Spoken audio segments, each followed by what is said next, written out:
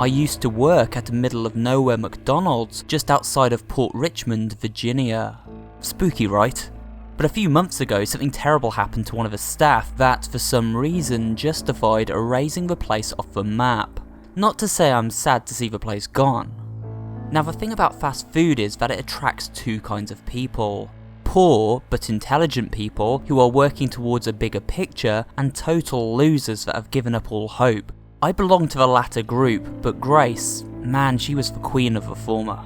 When we both started together about 8 months ago, I knew straight away this girl was so far out of my league. She was so cool and down to earth and beautiful. She had this way of just accepting people and finding a way to admire them, no matter the person. But it didn't matter that she was beautiful, educated, and better than me in every way. When you're the standard suburban mums set their kids not to be, you don't come across that kind of acceptance every day, you know?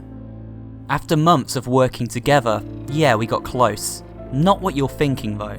So it must have been mid-June or something, and we'd both been working the drive-thru together for a couple of weeks.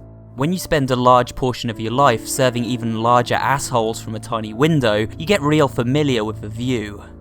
From my box you could see the grass hill that separated the drive-thru from the road, and beyond that a Walmart parking lot.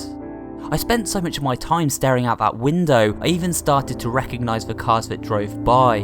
But after a few weeks, there was one in particular I started to look out for.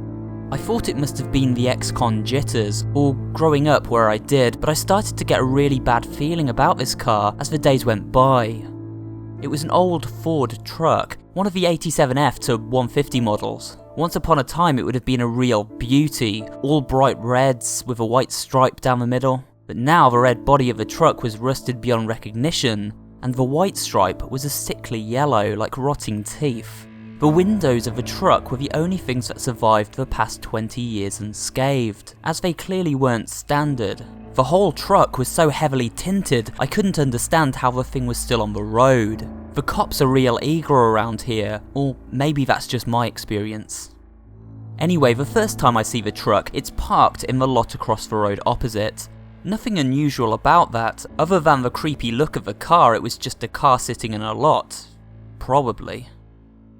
The next day from my booth overlooking the drive-thru, I see the car again, and again, and again. I saw it maybe 30 or 40 times that day. I think it was just driving in circles for some reason.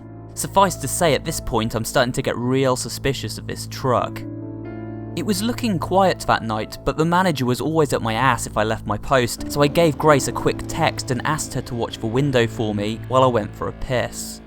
When I came back, I asked her about the car, and she got very quiet. Said that a couple of minutes after I left, she saw the car come down the road and hit the brakes for apparently no reason. She said it stayed there, just doing nothing in the empty road. That it felt like whoever was in there was looking at her.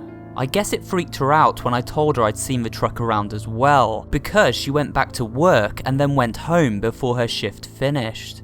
It was the first time I'd seen her anything less than offensively happy. The next day, Grace didn't show up, so I covered her drive-thru shift. There was a big queue that evening, so instead of looking out for the truck, I was real focused on working through the trash piling up along the drive-thru. So focused that I didn't notice the truck when it came back to the window. No one had taken any orders from the driver, so as far as I could see it had just driven up out of nowhere. So the truck stops at my window, and when I finally notice it, I can't even breathe. My eyes are locked on the tar black window, straining for a sight of the driver, but I can't see anything. I just get this feeling I'm staring down a barrel of crude oil, and there's something inside staring right back at me. I don't know what else to do, so I'm just gonna have a staring contest with this window. Then, as suddenly as it appeared, the car races off, tyres screeching. It ploughs over the grass, across the wrong lane, and races off into the night. Now I try and tell my manager, but of course he tells me to get a grip and deal with myself. What an asshole. The next day, Grace came back to work, and she seemed back to her old self. I was still reeling from last night, and when I told her what had happened, we were both pretty spooked. After a quick smoke, we both agreed that it was probably just some creep playing a joke on us, but we'd both keep an eye out just in case. I saw it only briefly that night. It was driving real slow down the road beyond the hill. Its lights were off, so I could only see the truck by the lights of the cars behind. Behind it, the traffic was building up and you could hear horns blaring, followed by curses that were cut short as people got close enough to see the windows. Before long, the truck raced off again, apparently done for the evening.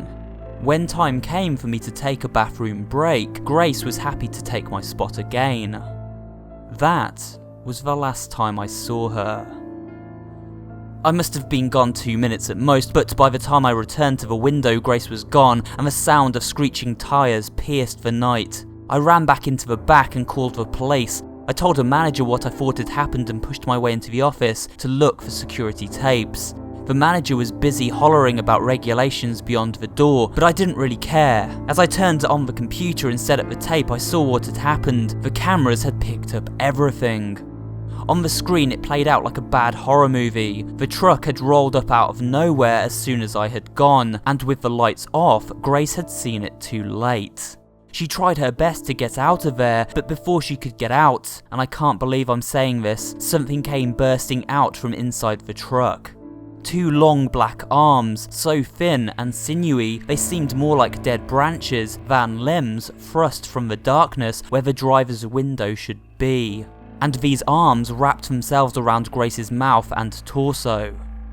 To reach that far they must have been 6 feet long at least. It was over in about 2 seconds. Grace was pulled head first from the drive-thru and into the window that never opened, and that was that.